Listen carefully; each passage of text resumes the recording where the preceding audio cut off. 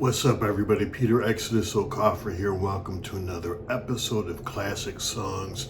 And today we're doing one of my all-time favorites, Dream On by Aerosmith. So the song clocks in at 4 minutes and 28 seconds. The album version, there's a single version that is shorter, but I don't think they actually play that.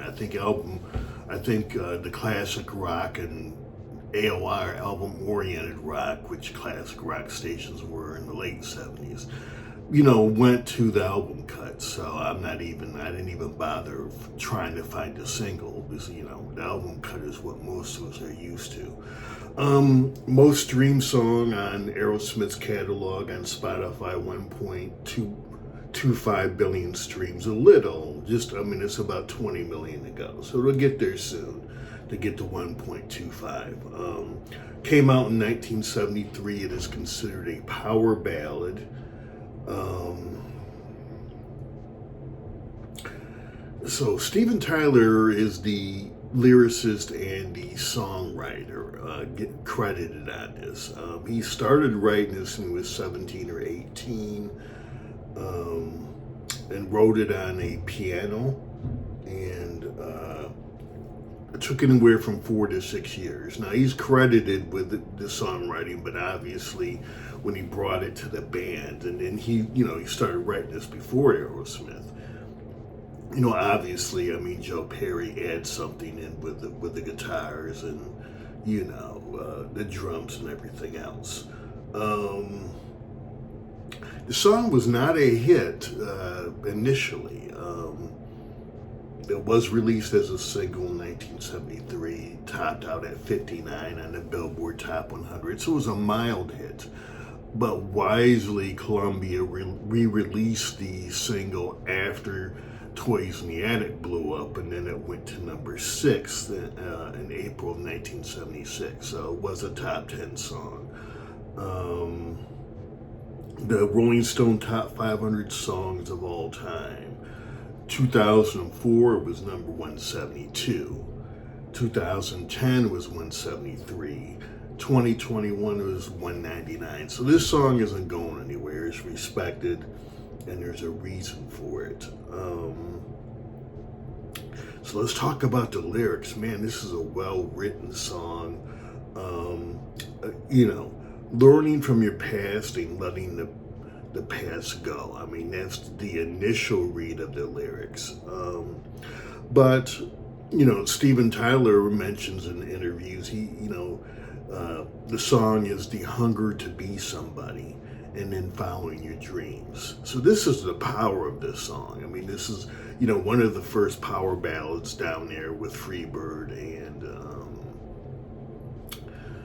Stairway to Heaven by Led Zeppelin.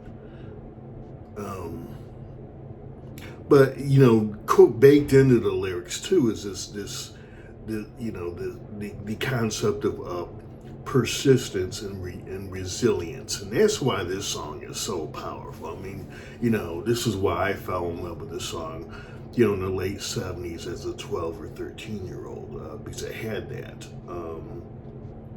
Initially, Joe Perry wasn't a fan of the song. It was a ballad. I think he liked it better, once he, added some, his guitar work. But even for a while after that, he wasn't thrilled. He thought, his own guitar work. But hey, the song is an all-time classic and is a hit. It makes, kind of makes things better. And of course, in the 90s, they had, softer ballads than this. So, with time, I think Joe, obviously Joe's come to appreciate the song.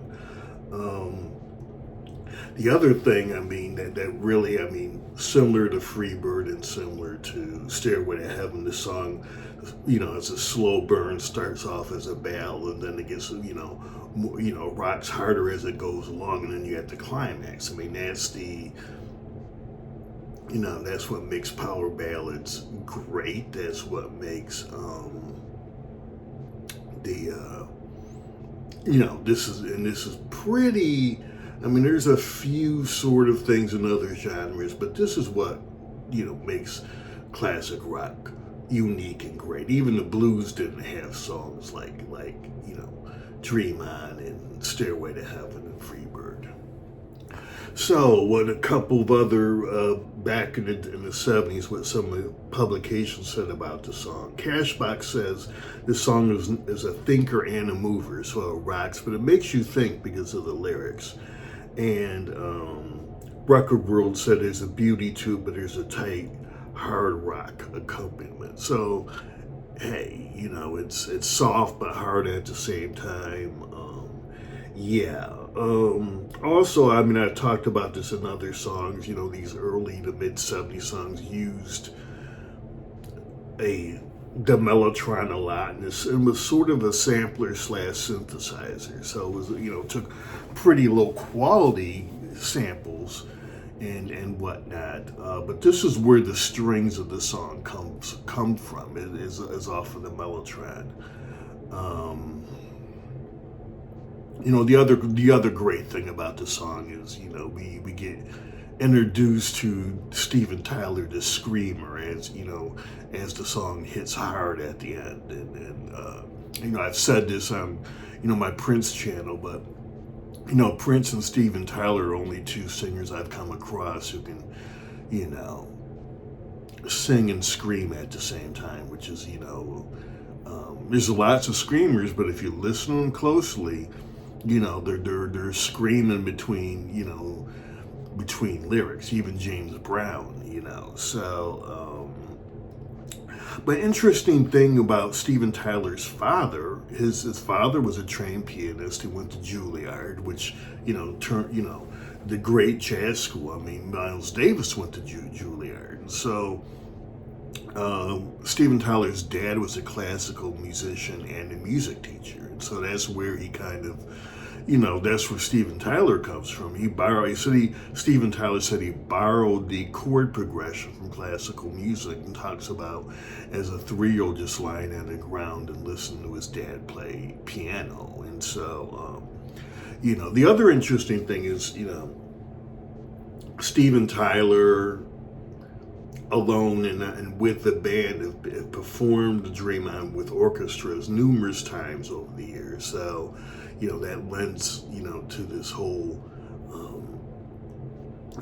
Dream On being rooted in classical music. And really, that's what a power ballad is. It is the mixture of blues and hard rock and these epic sweeping, classical music compositions. And this is one of the best of those. So yeah, love this song. That's why, I had to do this episode. But let's shift gears for a minute. Because, Eminem sings this song. I didn't get how many. I would assume I wanted to do. I knew I had to look something up, but I'll probably put this in the comments. Eminem Sing for the Moment. I'm assuming this has 1 billion streams because it's Eminem, but I'll check that and put it in there. So Eminem does this song, the same general theme. About Eminem coming up and trying to make it. Steven Tyler sings the chorus, and Joe Perry kind of plays the guitar in the chorus, the rhythm guitar. And like the song, verse 1. So Eminem talks about, and the lyrics talks about his rough upbringing and his broken home and whatnot. Second verse, the trappings of fame and being a role model. And then the third verse, the power of music and explaining the lyrics and the impact and its impact on you. So he's sort of going in the third verse, is going back to the second verse and be like, yeah, you want me to be a role model, but I have to keep it real too, but also saying, this whole fame thing, I have to do things a little differently than normal people as well. So, lyrically, I like what Eminem does overall. It's a good, autobiography and a good snapshot of Eminem's career. whether you like him or not. I mean, his ups and downs. I mean, his answer to his critics, so to speak, is, he's been consistently given over the years is right here in the song "Sing for the Moment." So, hey, I mean, two great classics have come out of this song. The original "Dream On" and then "Sing for the Moment" by Eminem. So, hey, what more can you say? I mean, this is definitely a classic song, one of my all-time favorites. So, thanks for coming through. Got has tomorrow 6 albums, so I had to check myself there. So 6 albums. They're attached to the channel here and all the streaming services. The new album is called 2024, the singles. My first album is called Book One.